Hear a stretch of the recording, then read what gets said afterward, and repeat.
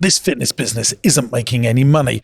It's generating about £15,000 worth of turnover a month, but the business owner can't keep any of that money. He wants to grow this business, but the big question I've got for him is, can this business ever actually make any money? Let's find out in the show. Hello campers, welcome back to the Business Broadcast. Guest today is Rich Leach. He's got a business called Fit365. It's a business been going 0 to 3 years. It's a husband and wife team doing £15,000 worth of revenue a month. They've got some challenges and that's why they come on this podcast. They want to turn some of that turnover into profitability. This is a new version of the podcast. We are now doing it on audio but also visually. So it's now the opportune moment to introduce James Burt to the show, who's now my co-host on this here business broadcast. James, hello. Hello. Welcome. Thank you for having me back. I know we've done one test recording and it went so well. Here we are again. We're actually going to put that test recording out. So this is number 2, isn't it? Oh, this is officially number 2. Yeah, it wasn't even a test. We knew it wouldn't be a test, this didn't we? This is the full run now. But I'm excited because I was listening on the way down here today to a podcast episode that you had done. It was very good. And the guy was having some initial cash flow challenges. And you're straight away going to franchising. You're making him buy the business. You're telling him to scale up, systems and processes. I was like, just for the ordinary of us, let's just get him making some cash first. Yeah, maybe. And then we'll take over the world. And I was like, isn't it an interesting format? So I'm going to, by and large, be here to press a couple of jingles like this and to dumb you down. That's effectively what I'm here to do. Thanks, mate. Sound good? I try my very best to help these people that come on the show. One of the big things that I try and do is make people think bigger. Yes. I just want people to think bigger, because if you think bigger, you're at a distinct advantage. And here's my experience of jogging along in this game called entrepreneurship for 20 years now, that most people are just existing and not thinking big enough. And when you think bigger, less people operate in that space. And that's it, the realisation that I came to, because straight away the advice that I was going to give to him would get him from £6,000 a month to like 15, 20. Yeah. But I was like, but that's the level of competence that I've got and expertise. Whereas you're telling him, right, here's how you need to do it to go and buy the thing. Whereas actually, like you say, there's lots of people like me who are thinking I could turn 20 grand on a few staff, but there's not many people going, I'm going to buy a roller disco arena. Absolutely. But here's the thing, for those of you that don't know, if you apply to come on this podcast, which you can, it's absolutely free to do, but you've got to want to grow your business and you've got to have 3 challenges. That's what we ask you. You apply on the website, jamessinclair.net, click on the podcast button, fill in the application form. And then that sort of bases the script for what we talk about, the conversation. And one of the questions that we ask that you have to fill in is, what does your business look like when it's finished? And I like asking this to business owners and entrepreneurs.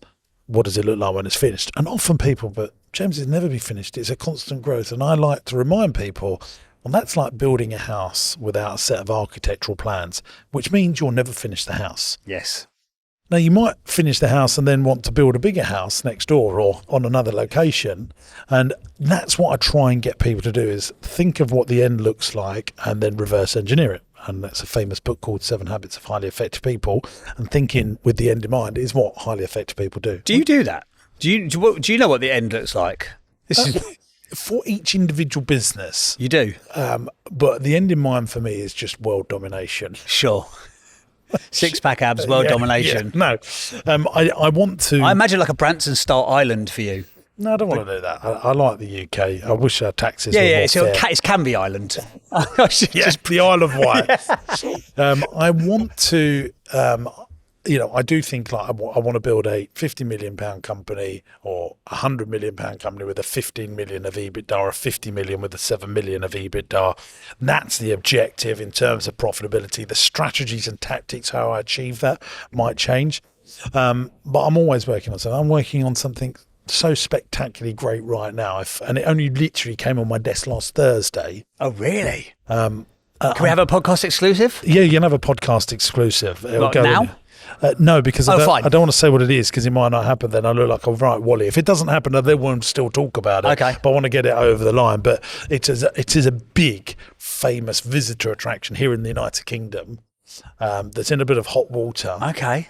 That we might be taking over. All right. We're working on it as we speak. We'll hit that pause button right there, shall we? But should we talk about today's guest? Sorry, Richard, just sitting there waiting in the wings. Goes, very excited, but can somebody help me, please? Yeah. Right, so as Jimbo said, we always like to ask people for their 3 biggest challenges in their business because, frankly, if an entrepreneur comes onto this show and goes, I haven't got any challenges, then they're just here to pump themselves or promote themselves. And frankly, who in entrepreneurship hasn't got a challenge? So, challenge number 1.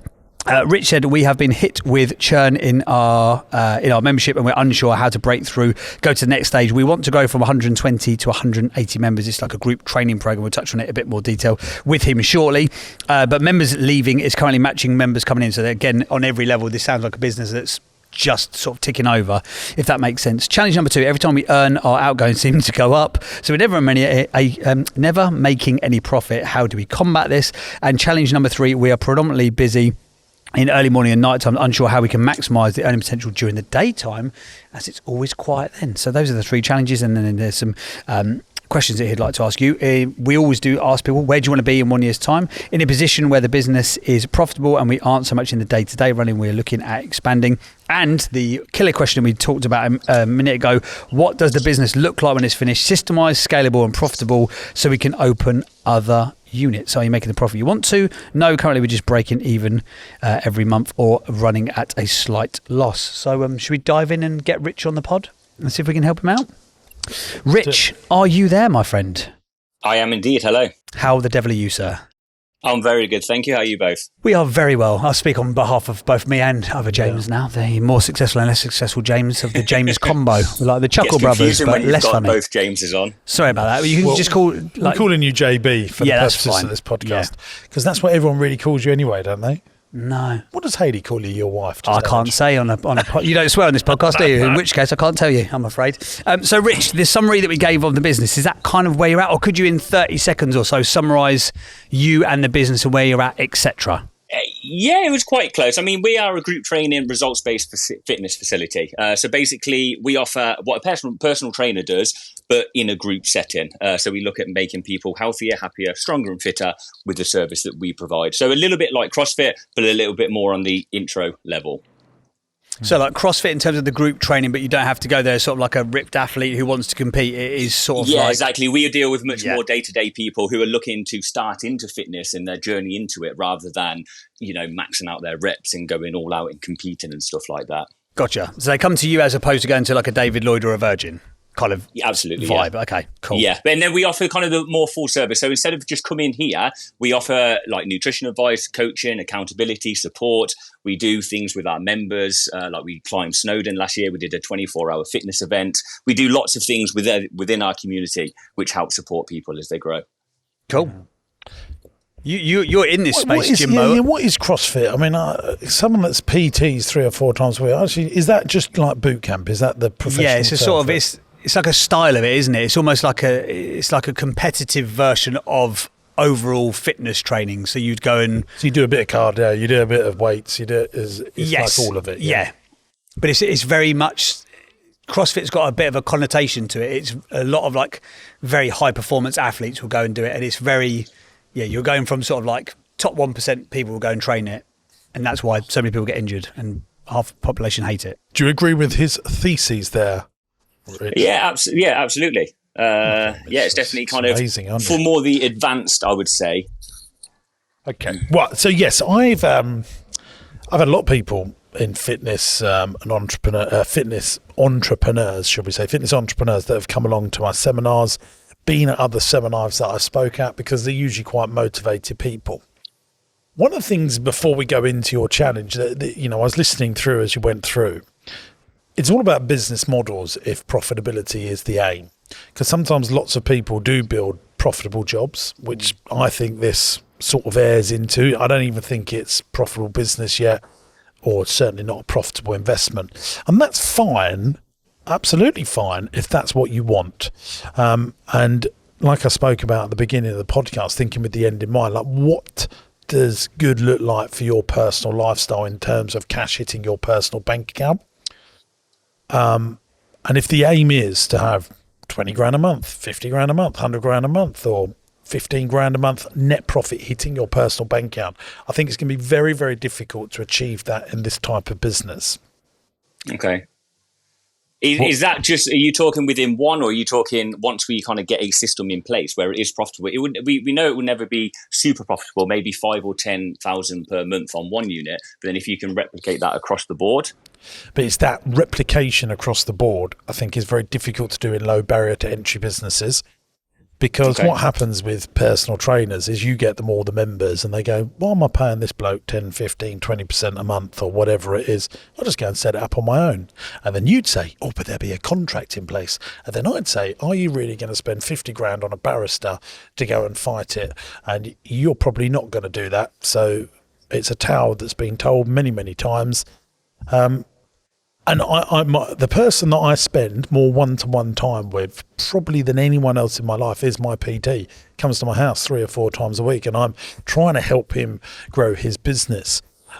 Yes, look, to grow a business, you've got to be hungry for it. That is the foundation of growing any business. Once we know that you're hungry for it, which I'm guessing you are, you're on the podcast, you want to grow your business, you want to be more successful. So we've achieved that hunger's there. The second thing is the bleeding thing the right model for profitability, or is it just a profitable job that you work for 3-4 hours a day and you have an amazing lifestyle because of it? But if you want more than that, then I would say you keep what you've got and you look for something else within the fitness industry that's driven for scalability.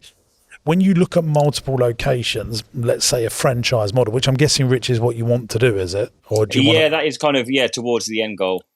So let's look at the world's most successful franchise model. And it's really good homework for you to go and watch The Founder. Have you seen that film about the McDonald's story? Yes, I have. Yeah, I watched on, Yeah, go and watch it again and note the beginning of McDonald's. All the franchisees just ignored what they were being told. And there's 2 things that make a franchise model work. It's brand and land for the franchisor over the franchisee primarily. If you own an amazing location and you're the landlord or the leaseholder, and then you give it to a franchisee and they're paying you the rent, well, that will give you massive protection, because that franchisee will think, well, Mr. Franchisor, I've got to be doing as I'm told, otherwise I'm going to lose my location that I operate out of. And that's what McDonald's did first of all. They achieved land and control of land. So their franchisees then started doing what they was told. And that's why they're the biggest retail landlord in the world. No one beats them.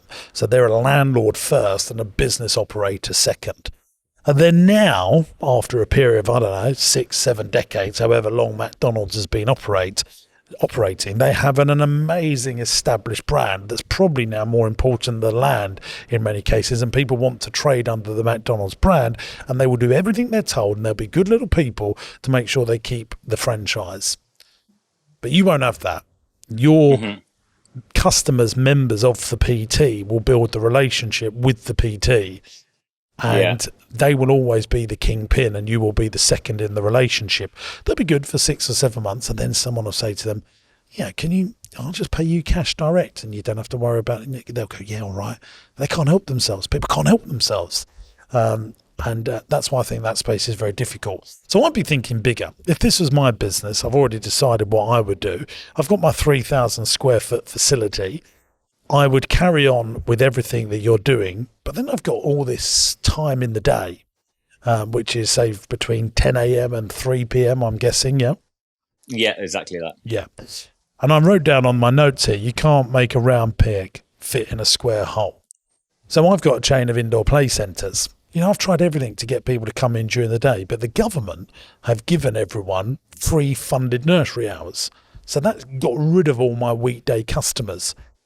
They're just not there. So I started opening day nurseries. That was my way of tweaking the model. Don't beat them, join them, tweak the model. I don't think you can get people very often. You might get a few, but there won't be scale mass of people that want to work out in those times. Yeah. They want to do it early morning, in the evening, or weekends. Yeah. And you can't make a round peg fit in a square hole. So I don't think I can give any advice of how do you fill up the dead time. Yeah, I could say go and do some Facebook ads, go and do some leaflet drops, but I still think you'd be flogging a dead horse. It's very difficult.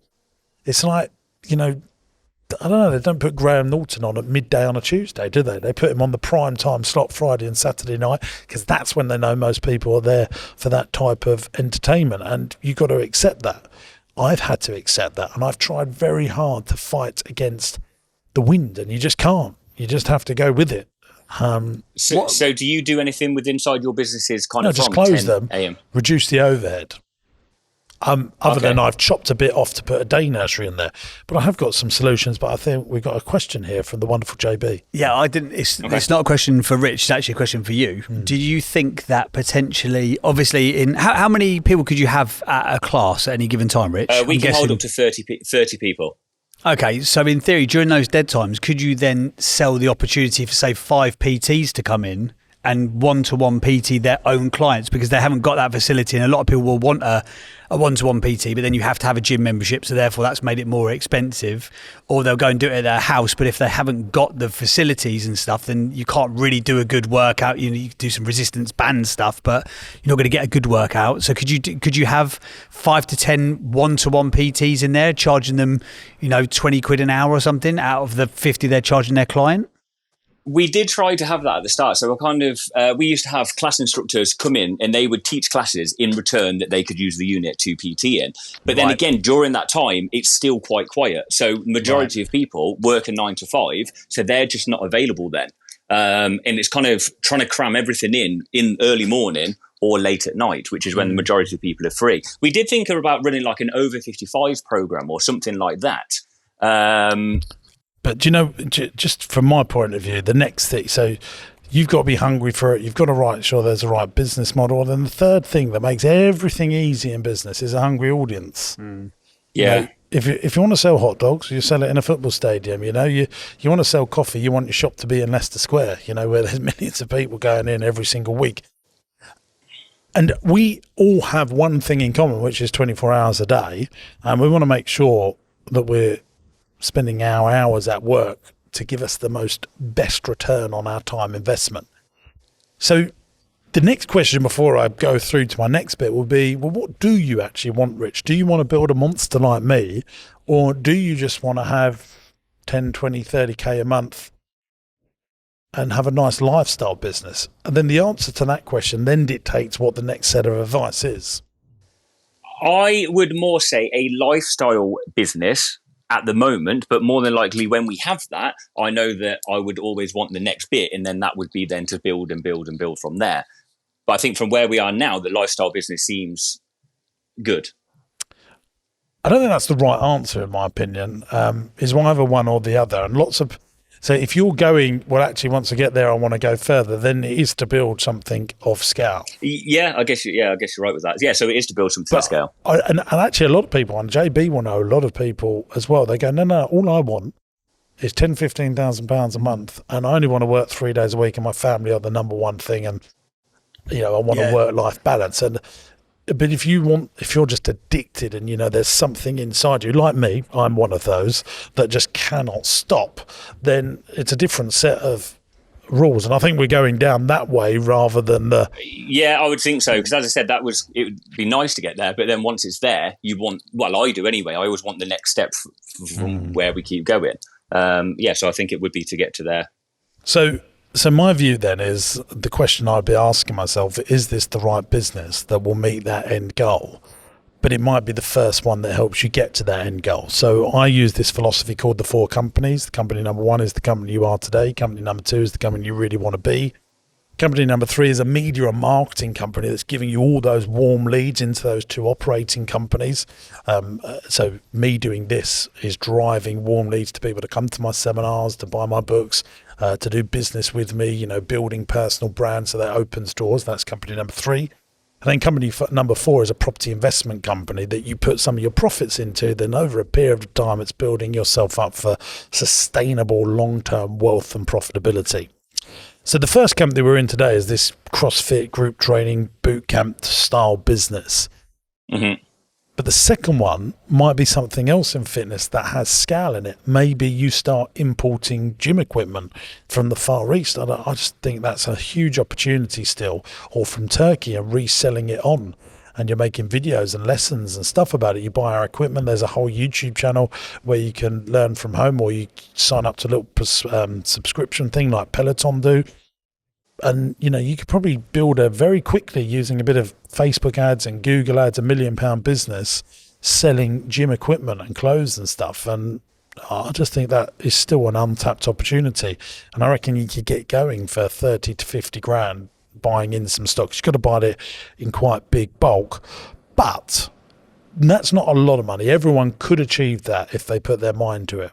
That would be how I'd be thinking. I'd be using my personal brand, my brilliant ability to train people and work with people, making content and saying, look, today we're using these. You can buy these on our website. You've got a 3,000 square foot facility. You could do all your shipping and packing from there.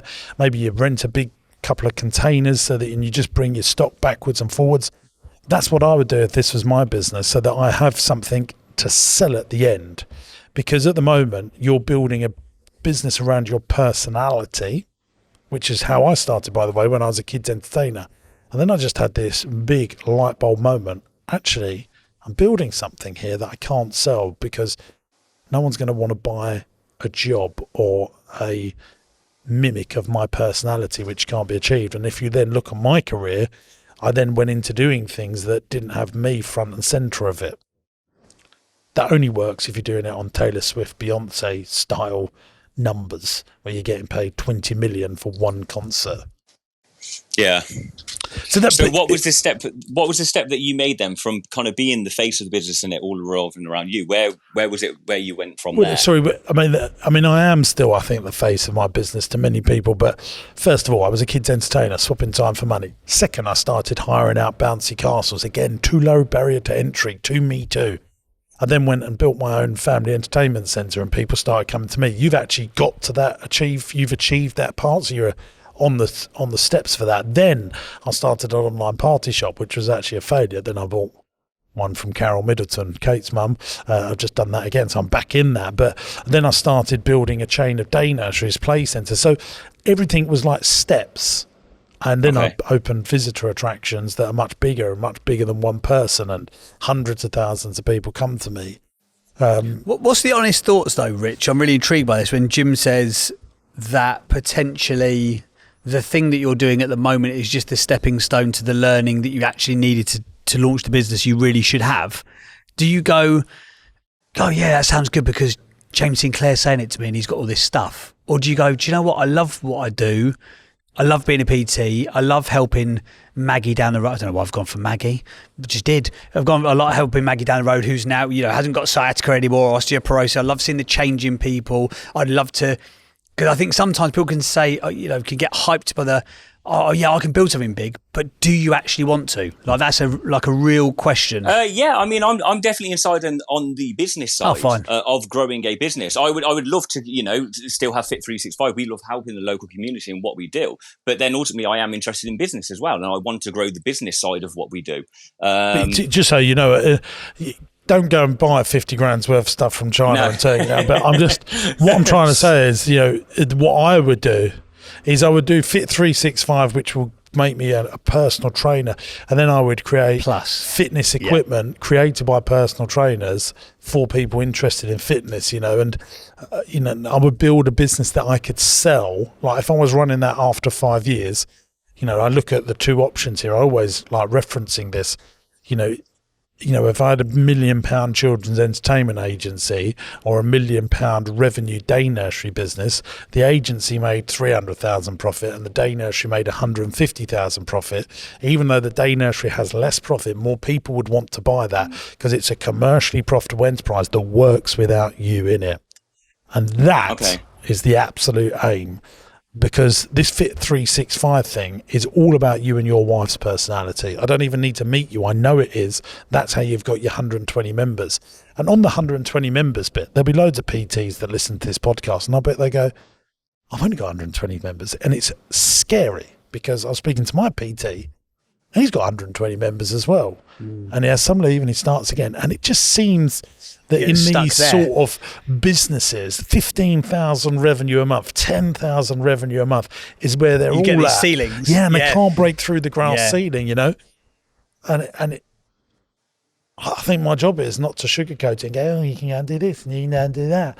I think this is what this type of business is. Yes. Well, look at like a Joe Wicks, for example. Joe Wicks is probably a good example of what you're talking about. Used personal brand, was a PT, he worked in the city. Yeah. That's how he got his start, and was coaching, for good one-to-one money for like city brokers and stuff, but then was putting out YouTube content again when everyone saw the lockdown thing happen and Fit with Joe, and then he blew up and got an MBA and all the rest of it. He was already doing all right by that point in time, but he'd been putting out YouTube content for 7 years before anyone cared. It was 7 years before he had a video that done more than 1,000 views in a week. So I think that goes to show that actually that personality-led brand building is super effective, but it does take a long time. But it sounds like, Rich, you're committed to that long term. And I guess the great thing about the fitness industry is the fact it's always in the zeitgeist. It's always popular. It never goes out of fashion. Yes, it's cyclical that you will have CrossFit will be super popular, then it'll be Hydrox at the moment, or then it'll be Peloton, and then it'll be outdoors. And around April time, everyone go mad for running because of the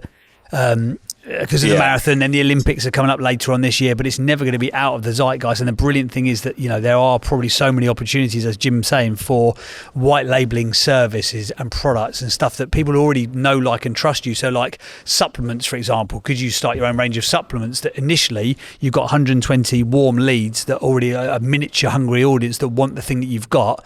And the other great thing about the fitness space is it's so visibly obvious when you've helped somebody to achieve that result. If you can do those before and afters with they've come to our training, they've taken our supplements, they've gone home and they've got one of our fitness bars that we've developed, that's a really good opportunity and space for you to operate in if you've got the desire to do so, which it sounds like you definitely have.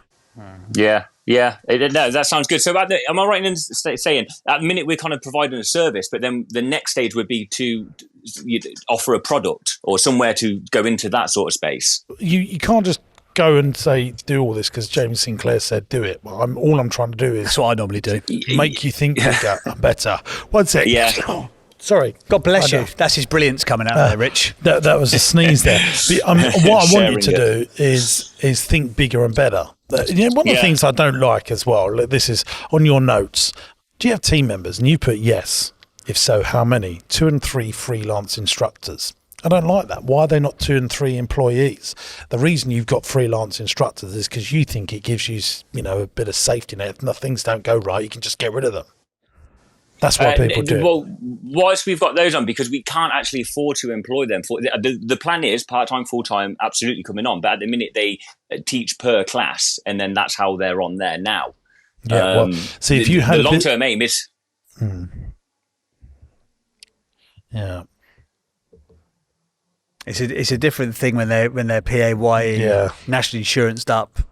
Yeah. And I'm kind of, I think part of the beauty of this podcast now is the fact, Jim and what he's talking about is often quite far-fetched for people because he's so far down the line, whereas I've got, a business that's doing between 20 and 50 grand a month in recurring revenue, got 6 team members, wake up in the middle of the night going, I've got to do payroll. Mine's like 15 grand a month. Do you know what I mean? So I'm going through the growing pains that other people who are listening, like yourself, are going through. Anyone that's got freelancers that, sorry, Rich, and I'll let you talk in a second, but anyone that's got freelancers, once they've worked for you, even for 16 hours a week regularly for more than 3 months, they are de facto employees, but you don't have any protection. All the protections with them, and the employment tribunal would then go after you for not, putting proper PAYE structures in.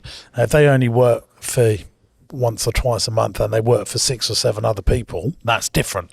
But if they're working very regularly for you in your premises, not theirs, they are de facto employees.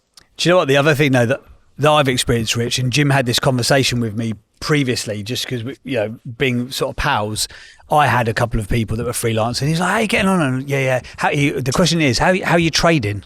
It's not how are you getting on, how are you trading? And I was like, yeah, I've got a couple of freelancers. And he went, you need to get rid of them. You need full-time employees. And I absolutely categorically danced all around it. I was like, yeah, but then I can't do this, I can't do that. It was because, frankly, it was a little bit too fearful. And as soon as I took people on full time, then it changes your mentality entirely. You have not got an option. You do not have a plan B. Like Will Smith says, if your plan A is good enough, you don't need a plan B, which sounds great in theory, but when you put yourself in that position, you'll be amazed at what you can achieve. You really will. And it's only the difference in, freelance at a certain point as well, freelancers versus employees. It actually becomes more, cash flow incentivized for you to have them on board full time for you if you've got confidence in the product or service that you're creating, I think. I mean, what I would do is I employ one of them straight away, and between 10 and 2, I'd be making content. just force yourself to make content. That will help grow your business. Just fitness training videos, podcasts, like make videos every single day. I mean, if you do that 5 days a week. Oh, TikTok will love you for it. Yeah, you'll be TikTok will love you for it. But look, the job here isn't to sugarcoat things. You've got a great lifestyle business. You could turn this into a business. But I don't believe, that's why I didn't go down that advice. It'd be very differently, because I don't, like you said, wouldn't be satisfied with that. Mm-hmm. So you got to think bigger. And the same advice to everyone is get yourself a notepad, get out of environment, and go and sit somewhere and write down with pen and paper, not with a laptop, and really map out what the end of your business looks like. There's some great help in Entrepreneurs University. You can try it free 14 days. Just do all the vision planning modules. Do all of them. I've got some great charts that will help you plan all that.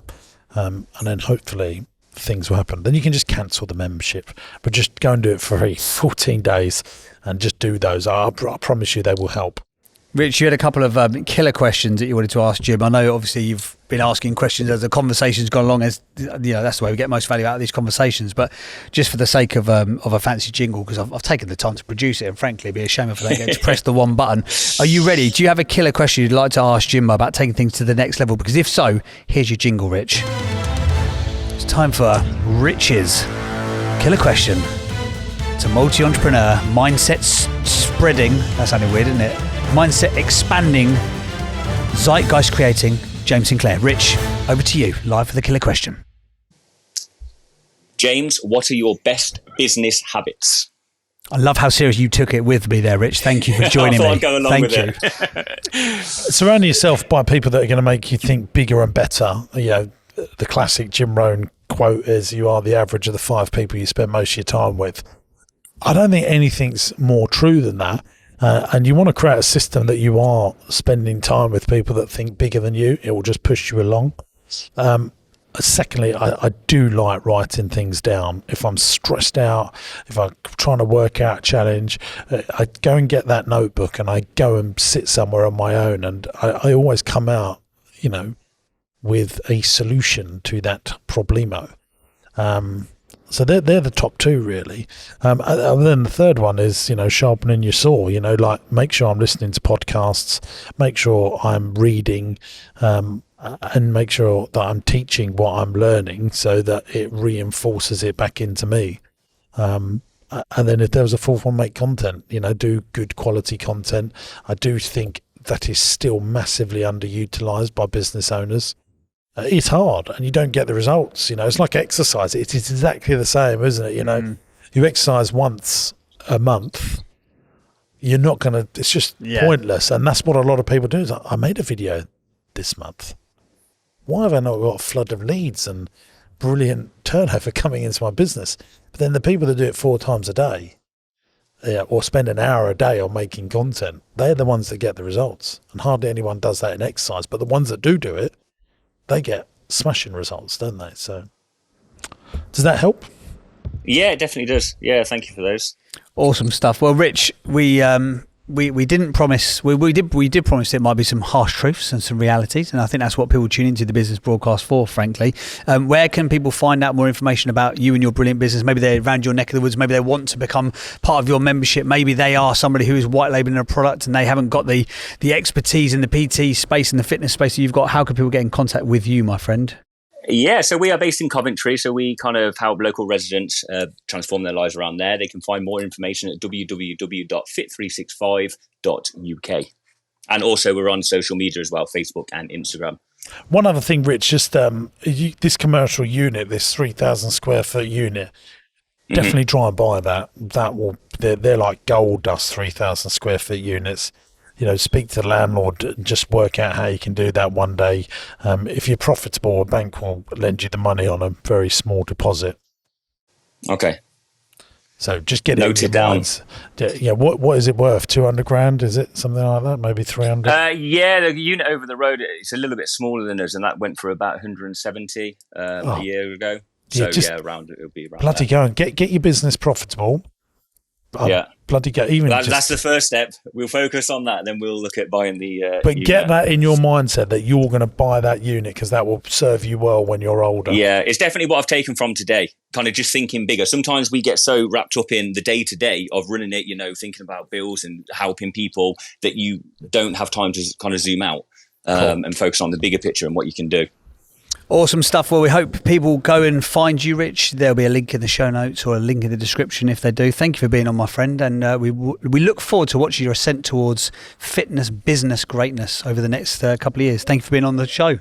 Thank you, Cheers, Rich. thanks, guys. Have a good day. Continued success, mate. There you go. There's Rich. He was Cheers, a lovely Rich. guy. What a lovely fella. Just a couple of things. A bit of homework, just because we forgot to say this. We're going to bring this podcast live to London. We are. So Tracy, live in London. Yeah, Tracy, my PA, we're going to come and do this at the Leicester Square Theatre. We've actually got 2 potential dates in. So we're going to do one in April at some point. I'm not going to say the date because in case it changes, but there will be one in April. And then I think we're going to do one in November or October. So it'd be me and this Herbert, James Herbert, live on stage. Tickets are going to be circa 30 quid. How much? Yeah, it's really... That's unbelievable value. We're not doing it to make profit. We're just doing it because we think it would be good fun. Good fun, yeah. And so if you want to eventually come and spend an evening with us to do this podcast, all the details will be on my website, jamessinclair.net, or you can drop me a message on @JamesSinclairEntrepreneur on Instagram. My team, and mainly Nigel, will be putting that all together. So we're really excited about that. And then, yeah, go on. I've got a question for you. Yeah. Sorry, this keeps coming up. I've been listening to your podcast in the last couple of weeks and watching your content and listening to today's conversation. What's going on with you? The thinking bigger thing keeps coming out again and again. And are you in a stage of, are you in an uncomfortable growth stage? Because the thing that you can't talk about at the moment, but you're getting toward, is that like big? I've got 3 or 4 things that are going to be big for me that happen this year. And when you go into these situations, do they excite you or scare you? No, I'll be disappointed if I don't make them happen. So Okay. no, I'm not scared. But do they excite? Are you excited to get Sometimes after I go it? into them, I'll be honest with you, think, how am I going to pay for this? How am I going to deal with this? It's like more. So what's that process then, right? So you go into it, and I don't know what the situation. Let's say it's a big theme parky thing, and you go into it, and they're like, "Yeah, we've watched your YouTube content. We love your podcast. We know you do all your printing in house. We're a fan. We want to work with you. We know how you operate. Let's do it." You haven't got the cash to pay for it. What do you do? What's the logical next step? You get the phone call. Yes, let's do it. What happens next? Well, so, Is it notebook and pen time and sitting down? So I can sell a property and bring in some new cash, use cash flow, borrow from the bank, Yeah. or sell something, or do a creative way of getting it over How the do you line. work that bit out? Is that when you Well, go I always buy go with the creative first and try not to do the other 4. So a creative way would be buying it for 0 and using the thing that we're buying to pay for it. Yeah. Using vendor finance, seller finance. If we was buying a business, if we're buying it out of liquidation or administration, then just got to pay the fee and the things over the line, and then I've got to put cash into cash flow while we sort the model out and get it back to profitability. And that's what I'm interested in. Like, what's that process like? Do you bring in always your different. FD? Or No, usually if it's something new, I'm involved. I'm the man. But are you notebooking it and going, right, this is how I want to structure it. This is how. Well, every deal was so very, very different. And so the 3 or 4 things that I'm doing this year are 3 very different projects. But like a good comedian, I know all my jokes, and it's which joke to go for the audience, because all the audiences could be different. Okay. So, I mean, the way I bought Party Pieces was very different to the way I bought the Rossi Ice Cream Factory and the way I bought Roller City. There is no way of doing it. But, that phrase, there's many ways to skin a cat, and I know most of them. That's a horrible phrase, isn't it? When you think about it? horrible. It's a horrible phrase. Well, someone very, very successful told me that. I was a 25-year-old, and this guy, he was 65. He's worth 250 million. He lives not in this country because for tax reasons. Yeah. That shit gives you an idea of just how wealthy this chap was. And he would always play the leverage game and, always use creative strategies, even though he had all this wealth around him. And I suppose I was trained by him in many ways for a couple of years. And that was one of his keynote phrases. There's many ways to skin a cat, and I know most of them. But which is a bit scary for entrepreneurs listening. If you're a man that's worth hundreds of millions of pounds and you're still doing creative stuff in the twilight years of your life. Yeah. It's just the way it is. And you look at Elon Musk, he bought, was it Twitter X, whatever the thing's bloody called now. Yeah. And I listened to a podcast on actually a massive, brilliant recommendation from JB from Business Movers and Business Wars, the great guys at Wondery. They're not paying us to say this. It's just, we're just fanboys. Yeah, a genuine admiration for a brilliant podcast. And they've done something called Flipping the Bird, which is a 5-part podcast series. Yeah. And, he didn't have the money to buy it. No. He's the richest man in the world. Actually is the richest man in the world. Said, I'm going to do the deal. And then he works out how he's going to do it. And he's done it with SpaceX. He did it with PayPal. He did it with Tesla. So that's the James Sinclair playbook. Yeah, I'm going to do this and work out how to do it afterwards. Do you never think then, looking long term, I'm just going to get bored of having to keep playing this game? Yeah, I say that. And I go, I need to make my life easier. But what I do is it quite stressful? Make my life. Yeah. Because I think, again, a lot of people look at it and go, oh, he's it's a curse. It's a curse. It is a curse. Is it a disease? Yeah, is it an entrepreneur's disease? Yeah, it is for someone. Do you sleep all right at night? Yeah, I do. Do you? Other than I've got 2 young children. Other than that, yeah. Yeah, but the stress doesn't keep me up. But it is a curse. It's not a blessing. And everyone would look and go, wow. Sorry, we've gone into a counselling session. It isn't like an addiction, yeah. And how do you deal with, because again, we were giving sort of advice to a husband and wife team there. How do you deal with, does Nats, your wife, does she ever go, just turn it in, mate? No. Unless she's gone on a nice holiday and just stress less about it. We went to a wedding at the weekend, and so I was in the car on our own, no children, for like an hour and a half. Oh, my God. What did you talk about? I'd have had to pre-plan it.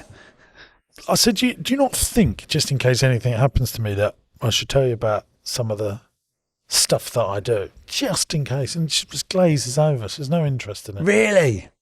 Like the technical, just the stuff that me and you would have a great conversation about. Yeah. Have you heard about TikTok ads? Look at the return you're getting. I'm not interested. So does she ever put pressure, not pressure, but is there ever why are you doing this? Why are you, not that you ever bet in the farm now because the farm's at a certain size. I don't tell her. You don't? No. Just crack on. We bought this massive roller skate. I didn't even tell her until it completed. Even a couple of weeks afterwards, I went, oh yeah, I've done that.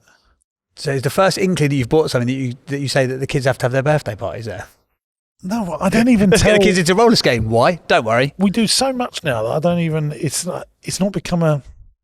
It's not a thing. It's not a thing. No. Interesting. It's weird, isn't it? So where do you find... She would know if I bought a property or buy a new car. We just don't discuss it. It arrives. That's mad. Yeah. No, I get it. And different horses, different courses. She gets really stressed out about stuff that just does not enter my stratosphere of why we're worried about this. Yeah.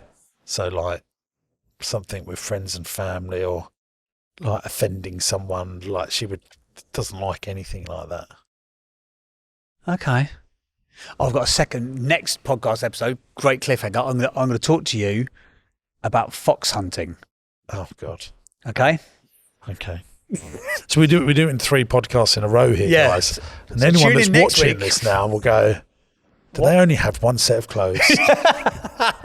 And the answer for the purpose of this conversation is yes. All right, well, I hope you guys at home have enjoyed the conversation. If you have, make sure you click the link in the show notes if you want to find out more information. Or if you're a business owner, entrepreneur, and you'd like to get the advice of Jimbo Sinclair to help to drag your thinking, kicking and screaming to the stratosphere, then you can apply to be on the podcast via James' website, jamessinclair.net, and you can apply. But you've got to be honest, open, transparent, and looking to grow. Don't come on if you just... Quick plug as well. Don't forget, if you want to come to one of my seminars this year, we've got ones on marketing, marketing, one on buying companies, one on property. It's all on my website again, jamesinclair.net. And one little flavour we've got to ask of you, if you think this That is very good. if you think this conversation was very powerful today, and you think I know someone that needs to listen to this little chitty chat, please just share it with one person. It would really help us and them more than you know. See you in the next one. Bye bye.